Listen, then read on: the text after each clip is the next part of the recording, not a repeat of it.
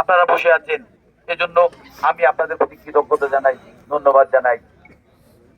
বন্ধুরা আমার, আসলে আমি আজকে রাজনৈতিক বক্তৃতা দিব না। আমাদের প্রিয় নেত্রী, এদেশের তিনবারের সাবেক প্রধানমন্ত্রী দেশ নেত্রী বেগম খালেদা জিয়া, যিনি আবশ্যিক নেত্রী হিসাবে ইতিমধ্যে এদেশের 18 কোটি মানুষ গ্রহণ করেছেন, যে সেই নেত্রী আজকে শারীরিকভাবে খুবই অসুস্থ। আজকে ওনার জন্য দোয়া চাওয়ার জন্য আমরা এখানে এসেছি, আমরা সমবেত এসেছি। পাশাপাশি আজকের এই দোয়া মাহফিলে আমি শুধু আপনাদের কাছে বলতে চাই, আগামী ফেব্রুয়ারিতে যে জাতীয় সংসদ নির্বাচন, সেই নির্বাচন কিন্তু এই জাতির জন্য, এই দেশের জন্য, এদেশের 18 কোটি মানুষের জন্য অত্যন্ত গুরুত্বপূর্ণ। এই নির্বাচন নিয়ে আপনারা দেখেছেন ইতিমধ্যে কিন্তু বিভিন্ন ধরনের চক্রান্ত ষড়যন্ত্র শুরু হয়েছে। আপনারা দেখেছেন ঢাকাতে একজন ছাত্র নেতা হাদিকে কিভাবে নির্মমভাবে হত্যা করা হয়েছে। আজকে আপনারা দেখেছেন খুলনাতে একজন অন্য দলীয় এনসিপির একজন শীর্ষস্থানীয় নেতাকে গুলি করা হয়েছে। এটা কিন্তু নির্বাচন যাতে সঠিক সময়ে না হয়, এদেশের মানুষের ভোটাধিকার ফিরে পাওয়ার যে আন্দোলন, সেই আন্দোলনের সফল সমাপ্তি কিন্তু আগামী 12ই ফেব্রুয়ারির নির্বাচন। আগামী 12ই ফেব্রুয়ারির নির্বাচন যদি সঠিকভাবে এদেশে না অনুষ্ঠিত না হয়, তাহলে আমাদের এই জাতির জন্য, দেশের জন্য একটা ভয়ঙ্কর পরিস্থিতি রূপ নেবে। আমাদের স্বাধীনতা সার্বভৌমত্ব হুমকির সম্মুখীন হয়ে যাবে। আমাদের স্বাধীনতা থাকবে কি থাকবে না, আমাদের মানচিত্র থাকবে কি থাকবে না, এদেশের মানুষের ভোটাধিকার থাকবে কি থাকবে না, আমরা স্বাধীনভাবে আমাদের মত প্রকাশ করতে পারবো কি পারবো না, সেটা কিন্তু অনিশ্চিত হয়ে যাবে। এই জন্য আমি আপনাদেরকে বলবো এদেশের স্বার্থে, এদেশের মানুষের ভাগ্য উন্নয়নের স্বার্থে আগামী নির্বাচন কিন্তু অত্যন্ত গুরুত্বপূর্ণ। এই নির্বাচন কিন্তু কোন চক্রান্ত ষড়যন্ত্রের কাছে এই নির্বাচন যাতে ব্যাহত না হয়, এই নির্বাচন যাতে পিছিয়ে নেওয়া যায়, সেজন্য আপনারা দেশপ্রেমিক আজকের এই জনগণ, আজকের এই জাতীয়তাবাদী পরিবারের লোকজন, আপনাদের কিন্তু সজাগ দৃষ্টি রাখতে হবে। বন্ধুরা আমার, আজকে আমরা এমন এক নেত্রীর জন্য দোয়া করতে চাইতে আসছি, যে নেত্রী কিন্তু এদেশের রাজনীতিতে সত্যি অত্যন্ত গুরুত্বপূর্ণ ভূমিকা পালন করেছেন। সেই নেত্রী কিন্তু আমাদের এই মা বোনদের মতো, উনি একজন সাধারণ গৃহিণী ছিলেন। ওনার স্বামীর মৃত্যুর পরে দেশের প্রয়োজনে, এই জাতির প্রয়োজনে উনি কিন্তু রাজপথে নেমে এসেছিলেন। আমাদের প্রিয় নেতা শহীদ রাষ্ট্রপতি জিয়াউর রহমান এদেশের স্বাধীনতার ঘোষণা দিয়ে তিনি দীর্ঘ 9 মাস মুক্তিযুদ্ধ করে এদেশকে স্বাধীনতা উপহার দিয়েছিলেন, এ জাতিকে দিয়েছিলেন একদলীয় একটি শাসন থেকে মুক্ত করে বহুদলীয় গণতন্ত্র প্রতিষ্ঠা করেছিলেন।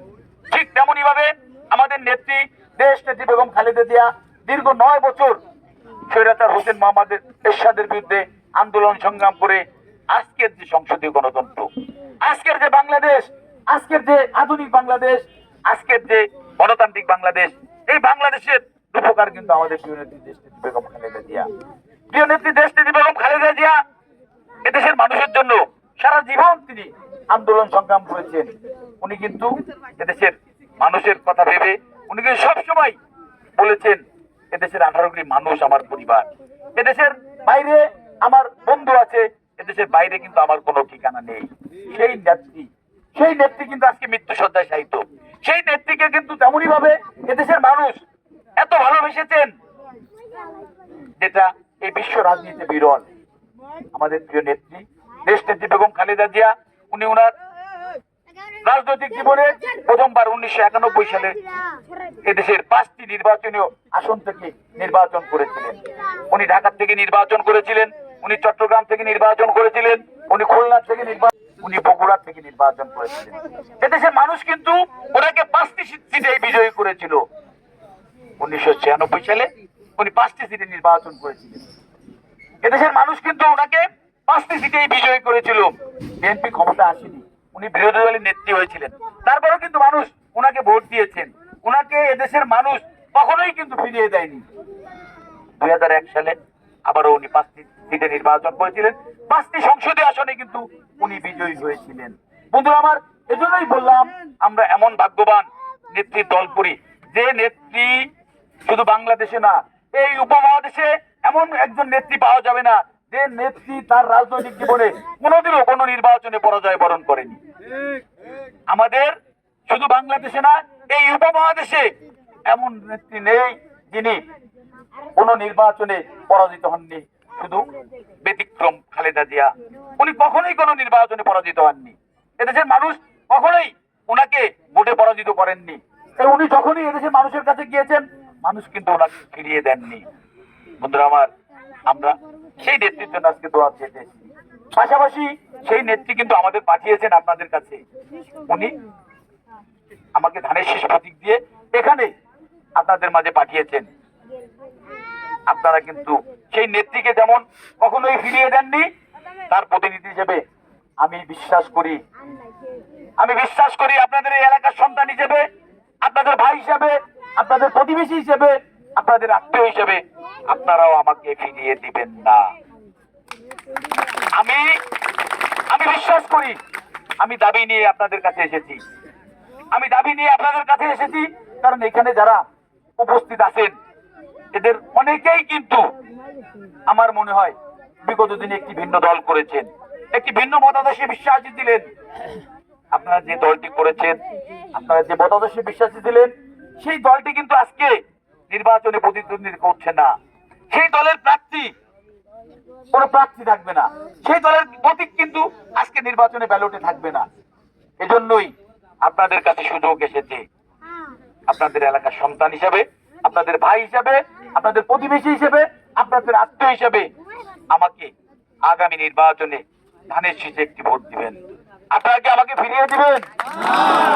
আপনারা কি আমাকে ধানের শীষে একটি ভোট দিবেন? আমার মা বোনেরা, আমি আপনাদের প্রতিবেশী হিসেবে, আপনাদের সন্তান হিসেবে, আপনাদের ভাই হিসেবে, আপনাদের আত্মীয় হিসেবে, আপনাদের এই কাশিয়ানী উপজেলার মানুষ হিসেবে আমি কি একটা ভোট পেতে পারি না? আমি আপনাদের কথা দিয়ে গেলাম, আমি আপনাদের ভাই হিসেবে, আপনাদের সন্তান হিসেবে, আপনাদের পরিবারের একজন সদস্য হিসেবে আমি আপনাদের সাথে থাকতে চাই। আপনাদের একটি মূল্যবান ভোট, নির্বাচন হবে একদিন। এই একদিনে আপনারা যাকে ভোট দিবেন, সেই একটি ভোট কিন্তু আগামী 5 বছর, সেই একটি ভোটের ফলাফলের উপরে কিন্তু আগামী 5 বছর আমাদের এই কাশিয়ানীর মানুষ ভালো থাকবে কি থাকবে না, আমাদের সন্তানরা চাকরি পাবে কি পাবে না, আমাদের শিক্ষা প্রতিষ্ঠানে শিক্ষার পরিবেশ থাকবে কি থাকবে না, আমাদের রাস্তাঘাটের উন্নয়ন হবে কি হবে না, সেটা নির্ভর করে। এজন্যই আমি বললাম, আপনাদের ভোট একটা পবিত্র আমানত। আপনাদের একটা ভোট এ জাতির ভাগ্য নির্ধারণ করার জন্য একটি পবিত্র আমানত। আপনারা এই ফেলায় আপনাদের এই আমানতের খেয়ানত করবেন না। আর 5টি বছর কিন্তু খুব বেশি সময় না। আমি আজকে আপনাদের কথা দিয়ে যেতে চাই, আমি আপনাদের সুখ দুঃখের সাথী হয়ে থাকতে চাই, আপনাদের পরিবারের একজন সন্তান হিসেবে থাকতে চাই। আমি এলাকার উন্নয়নে আপনাদের সাথে থেকে, আপনাদের পাশে থেকে অংশীদারিত্ব গ্রহণ করতে চাই। আপনারা কি আমাকে ফিরিয়ে দিবেন? আপনারা যদি আমাকে ফিরিয়ে না দেন, আমি যদি আমার ওয়াদা রক্ষা না করি, আপনারা অনেকেই বলবেন ইলেকশনের আগে এরকম অনেকে আসে, অনেকে এসে অনেক সুন্দর সুন্দর কথা বলে, অনেক প্রতিশ্রুতি দিয়ে যায়, অনেক ওয়াদা করে যায়, কিন্তু ইলেকশন শেষ হয়ে গেলে তারা আর কারো কোনো খোঁজ খবর নেয় না। এজন্যই আমি কথাটা বললাম যে 5 বছর কিন্তু বেশি সময় না। আপনারা আমাকে একবারের জন্য ধানের শীষ প্রতীকে একটি ভোট ভিক্ষা দিবেন। আপনাদের যদি খারাপও লাগে, আপনাদের যদি মনে হয় যে আমি ধানের শীষে ভোট দিয়ে আমার খারাপ লাগবে বা আমি ভুল করেছি, সেটা হলেও আমি আপনাদের প্রতিবেশী হিসেবে, আপনাদের সন্তান হিসেবে, আপনাদের ভাই হিসেবে আমাকে একটা ভোট দিবেন আপনারা, ইনশাআল্লাহ। আপনারা যদি আমাকে নির্বাচিত করে আপনাদের প্রতিনিধি হিসেবে, আপনাদের এলাকার প্রতিনিধি হিসেবে আমাকে সংসদে পাঠান, ইনশাআল্লাহ আমি কথা দিয়ে গেলাম, সুখে দুঃখে হাসি আনন্দে আপনাদের সাথে ঐক্যবদ্ধ থেকে আমি আগামী দিনগুলো পরিচালিত করব। আমি আপনাদের আর একটু কথা দিয়ে গেলাম, আমি কিন্তু আপনাদের কাছে নেতা হতে আসিনি, আমি কিন্তু আপনাদের নেতা হতে চাইনি, আমি কিন্তু আপনাদের পরিবারের একজন সদস্য হতে চাই। আমি কিন্তু আপনাদের এই এলাকার মানুষের কথা কিন্তু এ দেশের স্বাধীনতার বিরোধিতা করেছিল, সেই দলকে কি আপনারা ভোট দিবেন? আমি বিশ্বাস করি এই ভাটিয়াপাড়ার মানুষ, এই কালনার মানুষ, এই রাতুলের মানুষ কখনোই কোন স্বাধীনতা বিরোধীকে ভোট দেয়নি, এবারও দিবে না ইনশাআল্লাহ। আমি আশাবাদী আগামী নির্বাচনে আপনারা আমাকে ধানের শীষের প্রার্থী হিসেবে ভোট দিয়ে আপনাদের প্রতিনিধি হিসেবে, আপনাদের সন্তান হিসেবে, আপনাদের ভাই হিসেবে আমাকে জাতীয় সংসদে পাঠাবেন, এই আশা শুনি। একটি দল ভোট পেয়ে সরকার গঠন করলো, কিন্তু আমাদের এই অঞ্চলে আপনারা একজন স্বতন্ত্র প্রার্থীকে এমপি করলেন, তাতে কি এলাকার কোনো উন্নয়ন হবে? এলাকার ছেলে মেয়েদের ভাগ্যের কোনো উন্নয়ন হবে? এলাকার রাস্তাঘাটের কোনো উন্নয়ন হবে? এজন্যই এখানে যারা আছেন সবাই অনেক বিবেকবান মানুষ, সবাই অনেক অভিজ্ঞ মানুষ।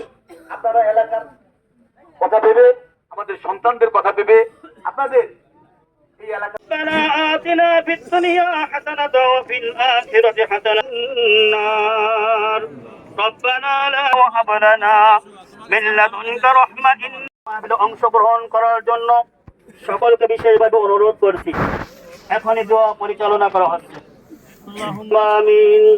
রব্বানা যালামনা নেখাকে দারাজ করিয়া দিন, সকল প্রকার বিপদ হইতে আপনি হেফাজত করিয়া নিন, পুরোপুরি সুস্থতা হয়ে মাওলা আমাকে দিবেন। বন্ধুরা আমার, আমি আমার বক্তব্য না বাড়িয়ে আমি ইতিমধ্যে আরো 5টা প্রোগ্রাম করেছি আজকে সারা পর্যায়ের সম্মানিত নেতৃবৃন্দ, যুব দলের সম্মানিত নেতৃবৃন্দ, বাংলাদেশ জিন্দাবাদ, শহীদ রাষ্ট্রপতি জিয়াউর রহমান বড়ুই, দেশ বেগম খালেদা জিয়া যুবক, আগামী বাংলাদেশ। قل اللهم مالك الملك تؤتي الملك من تشاء وتعز من تشاء। দেরি হয়ে গেছে, এজন্য সবাই আমাকে ক্ষমা করে দিবেন, ক্ষমা সুন্দর দৃষ্টিতে দেখবেন। বন্ধুরা আমার, ربياني صغيرا ربنا فاغفر لنا ذنوبنا وكفر عنا سيئاتنا وتوفيق দান করিয়া দিন। ইয়া আল্লাহ, সকল প্রকার বিপদ হইতে, সকল প্রকার বালা মুসিবত আমাদের সকলকে আপনি হেফাজত করিয়া নিন। দোয়া দরখাস্ত করিয়া আল্লাহ প্রিয় হাবিবের ওসিলায় কবুল করিয়া নিন। চেয়ারপারসন দেশ নেত্রী বেগম খালেদা জিয়া এবং আগামীর বাংলাদেশ বিএনপির ভারপ্রাপ্ত চেয়ারম্যান জনাব তারেক রহমানের পক্ষ থেকে সংগ্রামী শুভেচ্ছা এবং অভিনন্দন। সম্মানিত উপস্থিতি, থেকে চির বিদায় গ্রন্থকার কবর আসের মাওলা, প্রত্যেক মুসলমানবাসীর কবর আযাবকে কিয়ামত পর্যন্ত মাফ করিয়া দিন। রব্বানা আলামিন, দয়া করে মায়া করে মেহেরবানি করে সম্মান থাকার মতন তৌফিক দান করিয়া দিন। রব্বানা আলামিন, আমরা যারা একত্রিত উপস্থিত হয়ে আলামিন, তাদের জন্য আমরা যারা হাত তুলেছি রে মাওলা, আমাদের ভিতরে যারা অসুস্থ আছে মাওলা, প্রত্যেকটি রোগ হতে শিফা কুল্লিয়া ইনায়েত করিয়া দিন।